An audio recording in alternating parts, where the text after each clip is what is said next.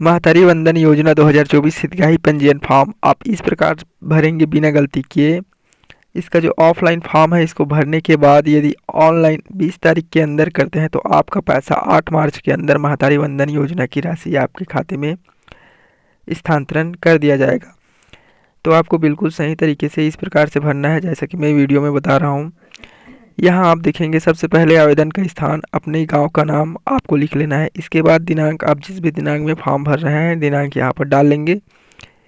फिर right side में आपको स्वयं सत्यापित फ़ोटो का ऑप्शन मिलता है, इसमें आपको फ़ोटो चिपकाना है। फ़ोटो चिपकाने के बाद फ़ोटो के ऊपर आपको सिग्नेचर कर देना है, क्रॉस सिग्नेचर करना है, जिससे आपका आधा जो हिस्सा है पेपर में आना चाहिए और आधा हिस्सा फ़ोटो के ऊपर। इसके बाद आवेदिका का प्रकार आप जो सही हो उस पर टिक लगाएंगे, जैसे विवाहित, विधवा, परित्यागता, तलाकशुदा, इसमें से आप जिस भी श्रेणी में आते हैं उस पर टिक लगाएंगे। इसके बाद सेकंड ऑप्शन है आवेदिका का नाम, आधार कार्ड के अनुसार आपको यहाँ पर भरना है, जो आपके आधार कार्ड में नाम है उसी नाम को यहाँ पर भरना है। तीसरा नंबर है पति का नाम, इसमें आपका अपना लीगल डॉक्यूमेंट है उसमें नाम होगा, उसी के आधार पर पति का नाम को भरना है। आवेदिका के पिता का नाम, इसमें आवेदिका के पिता का नाम रहेगा। उसके बाद आवेदिका का जन्म तिथि, इसमें आपके पास जो भी डॉक्यूमेंट है जैसे जन्म प्रमाण पत्र से संबंधित आपके पास मार्कशीट, पैन कार्ड, आधार कार्ड, 10वीं का मार्कशीट या फिर वोटर आईडी कार्ड, इसमें से जो भी डॉक्यूमेंट है उसमें जन्म तिथि होगा उसके हिसाब से आपको इसको भरना है। साथ में आपको यहाँ पर दिया गया है जन्म तिथि के सत्यापन हेतु संलग्न दस्तावेज का विवरण आपको संलग्न करना है। 7वां नंबर है आवेदिका की जाति, यहाँ पर आपको जाति लिखना है। आप जिस भी जाति से आते हैं जैसे गौड़, कंवर, तेली, कलार, जो भी आपका जाति है यहाँ पर डालना है। इसके बाद वर्ग में आपको जैसे ST, SC, OBC, जनरल, आप जिस भी वर्ग में आते हैं उसको आपको लिखना है। 8वां नंबर है क्या आवेदिका विशिष्ट पिछड़ी जनजाति श्रेणी की है, यदि नहीं है तो नहीं पर टिक लगाएंगे, यदि है तो आप कमार, बैगा, बिहोर, पहाड़ी, कोरबा, अबुझ, माड़िया, भुंजिया, पांडु इस श्रेणी में आते हैं तो आप वहाँ पर टिक लगाएंगे। आवेदिका का स्थायी पता, आपको अपना वार्ड, ग्राम पंचायत, पोस्ट, जिला, तहसील आपको यहाँ पर लिखना है। इसके बाद आपका जो आंगनबाड़ी केंद्र का नाम है जैसे आपके गांव का नाम है वैसे ही आपको यहाँ पर लिखना है। और आंगनबाड़ी केंद्र का कोड आप छोड़ सकते हैं, यहाँ ऑनलाइन पर दिखाई देता है, आप चाहे तो देख सकते हैं या फिर इसे छोड़ सकते हैं, ज़रूरी नहीं है भरना, जो आपको जानकारी है उसी भरना है। आवेदिका का आधार कार्ड क्रमांक यहाँ पर डालना है और साथ में आपको फ़ोटो काफ़ी संलग्न करना है। इसके बाद आवेदिका के पति का आधार कार्ड क्रमांक यहाँ पर डालना है, साथ में आपको फ़ोटो कापी संलग्न करना है। तलाकशुदा और परित्यागता वाले जो महिला हैं उनको नहीं लगेगा। इसके बाद यहाँ पर अपना नंबर डालना है, दूरभाष नंबर, अपना जो भी मोबाइल नंबर है इसमें डालेंगे। इसके बाद 13 नंबर ऑप्शन आपको देखने को मिलता है पैन कार्ड क्रमांक डालने का, इसमें आपको अपना जो पैन कार्ड होगा उसका नंबर डालना है, यदि है तो डाल सकते हैं और नहीं है तो इसे छोड़ सकते हैं, ज़रूरी नहीं है। इसके बाद 14 नंबर राशन कार्ड क्रमांक, आपके पास है तो इसको डालेंगे, नहीं है तो यह भी ज़रूरी नहीं है। राशन कार्ड में जो भी मुखिया है उसका नाम लिखना है। और इसके बाद 15 नंबर में है आवेदिका के पति का पैन कार्ड, आपके पास है तो आप डाल सकते हैं या फिर आप नहीं है तो इसे छोड़ सकते हैं। इसके बाद 16 नंबर है क्या आवेदिका के परिवार का कोई सदस्य भारत सरकार अथवा राज्य सरकार के शासकीय विभाग, उपक्रम, मंडल, स्थायी निकाय, स्थायी संविदा पर कार्यरत प्रथम वर्ग, द्वितीय वर्ग, तृतीय वर्ग के अधिकारी कर्मचारी है, यदि है तो आप यहाँ पर टिक लगाएंगे यस का, जैसे राइट का निशान लगाएंगे, और नहीं है तो नहीं वाले ऑप्शन पर राइट का निशान लगाएंगे। इसके बाद क्या आवेदिका ऐसी पेंशन भोगी या मानसिक पेंशन प्राप्त करती है, यदि पेंशन प्राप्त है जैसे विधवा पेंशन, निराश्रित, वृद्धावस्था पेंशन या फिर मुख्यमंत्री पेंशन, कोई भी पेंशन मिलता है तो आप हाँ करेंगे, नहीं मिलता है तो नहीं पर टिक लगाएंगे। क्योंकि यदि पेंशन मिलता भी है तो इस फॉर्म को भरने से आपको जो पेंशन की राशि 350 रुपये मिलती होगी तो इसके माध्यम से आपको 1000 रुपये उसको पूरा करके दिया जाएगा। यहाँ पर लिखा है स्वघोषणा, स्वघोषित शपथ पत्र संलग्न करें। तो आपको तीसरा नंबर पेज इसी फॉर्म में मिलेगा, जो स्वघोषणा पत्र है, शपथ पत्र, उसी को भर करके संलग्न करना रहता है। 18 नंबर है, क्या आवेदिका के परिवार का कोई सदस्य वर्तमान अथवा भूतपूर्व सांसद, विधायक, भारत सरकार अथवा राज्य सरकार, बोर्ड, निगम, मंडल के अध्यक्ष, उपाध्यक्ष है? यदि है तो वहाँ पर राइट का निशान लगाएंगे, नहीं है तो इसे छोड़ देंगे। इसमें जितना भी स्वघोषणा शपथ पत्र लिखा हुआ है, ये जो शपथ पत्र है आपको तीसरा नंबर पेज में देखने को मिलेगा, आपको अलग से ज़रूरत नहीं है, तो इसी फॉर्म में आपको शपथ पत्र मिल जाएगा। क्या आवेदिका स्वयं अथवा उसका परिवार आयकर दाता या परिवार से तात्पर्य पति पत्नी उन आश्रित बच्चों से हैं? यदि आप इनकम टैक्स पटाते हैं तो वहाँ पर क्लिक करेंगे, नहीं पटाते हैं तो इसे छोड़ देंगे।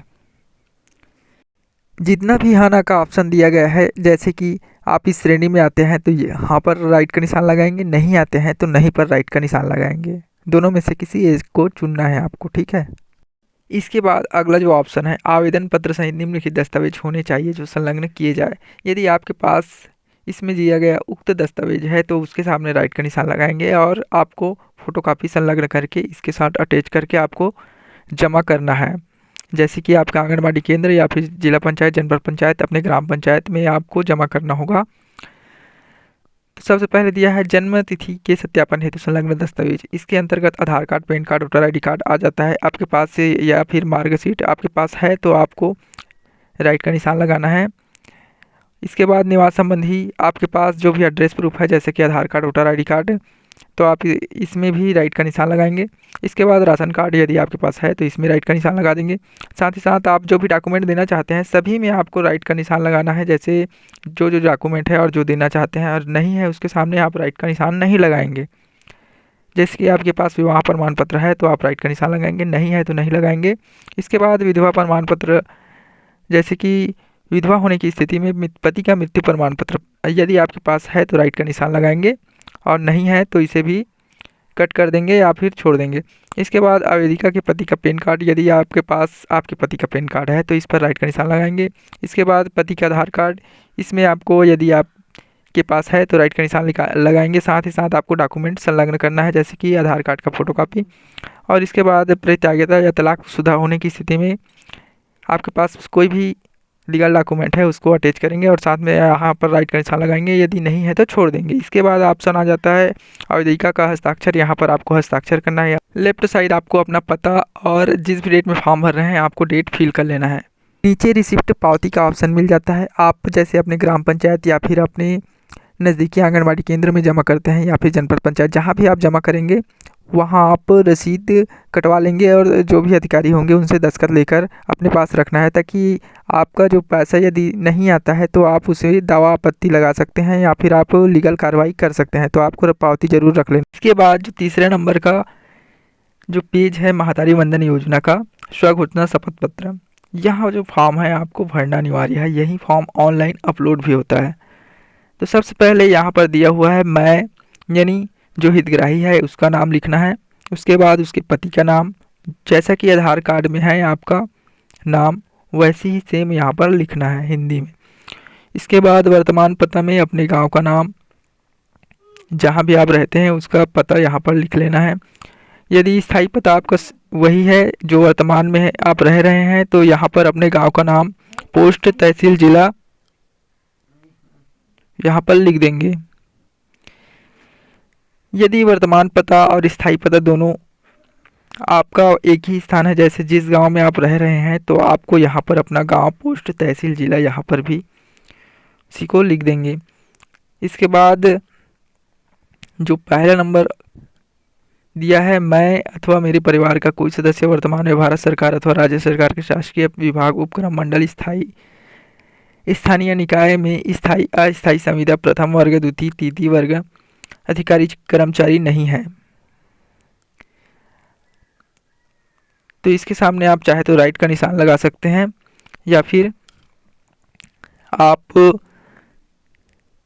ये स्वघोषणा है तो आप इसे नीचे में जब दस्तखत करेंगे आवेदिका का हस्ताक्षर में, तो आपके द्वारा यहाँ एक प्रकार का शपथ पत्र आपके द्वारा सत्यापित हो जाता है। यदि आप गलत जानकारी देंगे तो आपका जो महतारी वंदन की राशि है वो रोक दिया जाएगा और आपके ऊपर उचित कार्रवाई की भी जा सकती है। तो आपको सही जानकारी देना है। जैसे दूसरा नंबर में है, मेरे परिवार का कोई सदस्य वर्तमान अथवा भूतपूर्व लोक सांसद, विधानसभा, लोकसभा या विधानसभा का सदस्य अथवा बोर्ड, निगम, मंडल के अध्यक्ष नहीं है।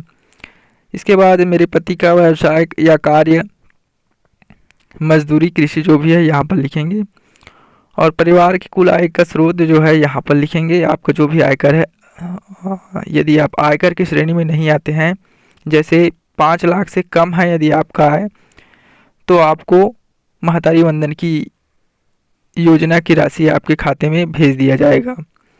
तो आप यहाँ पर अपना वार्षिक आय, जैसे आपका जो एरिया का पटवारी है, जब आय प्रमाण पत्र बनाते होंगे तो वार्षिक आय जब लिखते हैं उसी के हिसाब से आपका जो भी ज़मीन है, खेत खार है, उसके हिसाब से आप वार्षिक आय यहाँ पर लिख सकते हैं। जैसे मिनिमम 2-3 एकड़ खेत है यदि आपके पास, तो लगभग आपको 70 से 80 हज़ार आय यहाँ पर भरना ही है।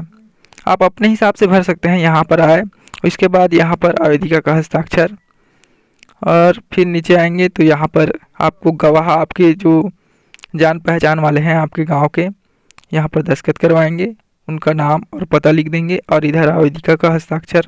जिस भी हितग्राही का फॉर्म भर रहे हैं उसका हस्ताक्षर यहाँ रहेगा, नाम और पता यहाँ पर लिख लेना है। और लिखने के बाद इस फॉर्म के साथ में आपके पास जो हितग्राही का आधार कार्ड है, बैंक खाता, राशन कार्ड और ये स्वघोषणा पत्र और एक फ़ोटो, ये अनिवार्य रूप से ऑनलाइन अपलोड होता है, तो ये इसको आपको जमा करना ही है। साथ में आप वैकल्पिक डॉक्यूमेंट जैसे pan card, voter ID card, पति का आधार कार्ड आप देना चाहे तो दे सकते हैं, या फिर आपके पास नहीं है तो इसे नहीं भी देंगे तो आपका जो है फॉर्म भरा जाता है।